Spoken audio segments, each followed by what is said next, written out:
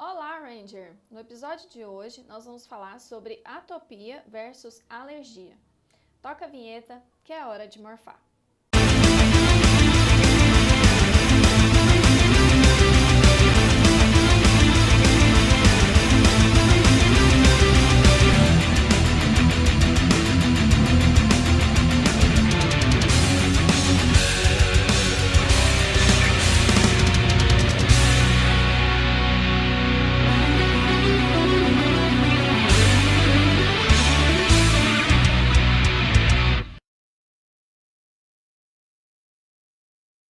A alergia é um termo que é mais popularmente conhecido e também utilizado, comumente associado aí com doenças alérgicas que apresentam algumas manifestações clássicas, também denominadas de manifestações clínicas alérgicas, que são basicamente a presença aí, o aparecimento de algumas pápulas, que são essas lesões aqui que eu estou demonstrando na imagem. Essas pápulas costumam ser avermelhadas e também costumam coçar bastante. Além disso, quando essas alergias elas estão associadas com o trato respiratório, ou seja, com algum componente que vem pelo ar, as pessoas costumam apresentar tosse, espirro, desconforto, às vezes até falta de ar, e podem apresentar também lacrimejamento e inchaço dos olhos. Quando a alergia ela se associa com o trato gastrointestinal, que é uma alergia alimentar, os indivíduos podem apresentar como manifestações dor abdominal, vômito, diarreia, dentre outros. Então essas são manifestações ditas como manifestações alérgicas e esse termo alergia geralmente está associado com uma desordem imunológica, que é uma desordem caracterizada por um aumento excessivo aí da produção de um anticorpo, que é a IgE. Ah, agora eu entendi! Agora eu saquei! E isso associa-se também com a participação de uma célula que é chamada mastócito. E esse mastócito vai degranular e vai liberar uma substância denominada histamina, a qual é responsável por essas manifestações chamadas alérgicas. É isso mesmo? Exatamente. Contudo, entretanto, todavia, meus caros Rangers, nem toda manifestação alérgica cursa com todo esse processo imunológico que eu acabei de colocar aqui para vocês. Já estava bom. Diz que a mudança para melhor, não estava muito bom. Estava meio ruim também. Estava ruim. Agora parece que piorou.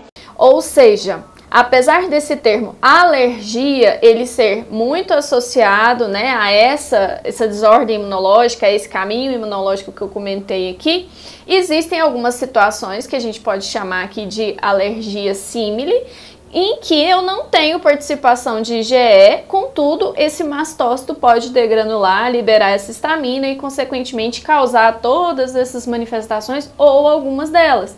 E a pessoa achar que ela tem uma alergia. Por exemplo, nós sabemos que exercícios físicos, frio muito intenso, pode causar uma degranulação de mastócito.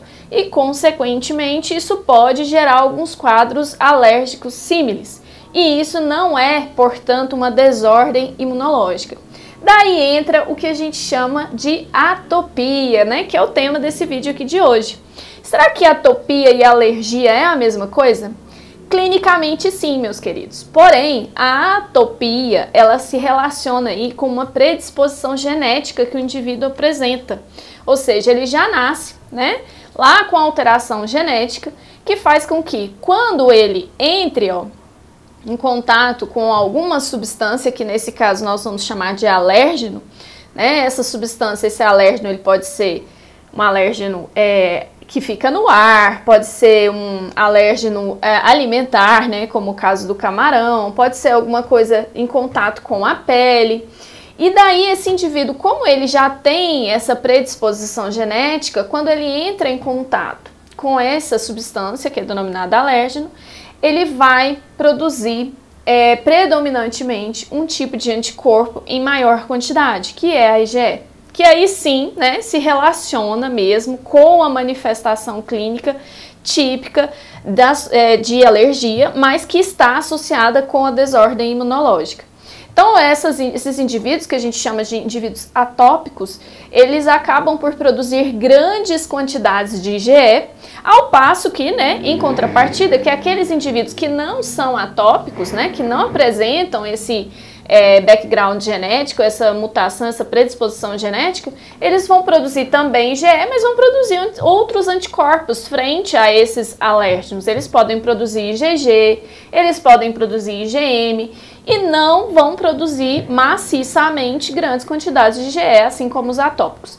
Qual que é o resultado disso? O resultado disso é que quem é atópico, né, vai produzir muita IgE, consequentemente, né, essa IgE ela vai se ligar aí na superfície dos mastócitos, promovendo a liberação dos seus grânulos de histamina e, consequentemente, produzindo aquelas manifestações ditas como manifestações alérgicas, ok? Então, para você ser um indivíduo atópico, não basta querer, você precisa nascer com essa predisposição genética. Contudo, essa menininha aqui, ó, que não é atópica e que produz IgG, IgM e até mesmo IgE frente a alérgenos, ela pode desenvolver alguma manifestação alérgica símile, né? Ela pode desenvolver uma manifestação que se assemelhe com a atopia? Claramente, apesar dela não apresentar, né, esse distúrbio, essa alteração genética, essa predisposição genética para isso. Ah, você tem privilégios? Eu tive privilégios por quê? Existem alguns outros fatores que auxiliam, ou melhor dizendo, que propiciam e favorecem o desenvolvimento da atopia. É claro que o indivíduo já nasce com predisposição, mas existe o que nós chamamos também de epigenética. Alguns fatores ambientais que vão influenciar principalmente nos primeiros anos de vida podem ainda mais acentuar esta atopia. Os indivíduos que são atópicos, além, né, dessa característica de produzir muita IgE, essa IgE que eles produzem é específica para uma única coisa. Isso faz com que a reação neles seja mais forte ainda. E, além disso, eles, além de ter uma reação excessiva para um determinado alérgeno, eles vão ter mais, né? Eles vão ter geralmente 2 ou 3 doenças alérgicas associadas e elas podem ocorrer ao mesmo tempo ou podem acontecer em momentos diferentes da vida. Em contrapartida, aqueles indivíduos que não são alérgicos, né, ou melhor dizendo, não são atópicos, agora que você já sabe o que significa uma coisa e outra, aqueles indivíduos que não são atópicos dificilmente vão apresentar manifestações de doenças alérgicas diferentes ao longo da vida ao mesmo tempo ou mesmo em momentos diferentes. Eu não entendi o que ele falou. Ok? Espero que tenha ficado claro para você. Lembre-se que, se a base é sólida, quem define o topo é você. Me conta aqui nos comentários se você já sabia o que significa esses dois termos, se você achava que era sinônimo, se você tinha alguma ideia disso, ok? Se você gostou do vídeo, deixa seu like, não deixa de se inscrever no canal, muita coisa boa tá chegando por aí. É isso, meus queridos. Tchau, tchau. Até a próxima.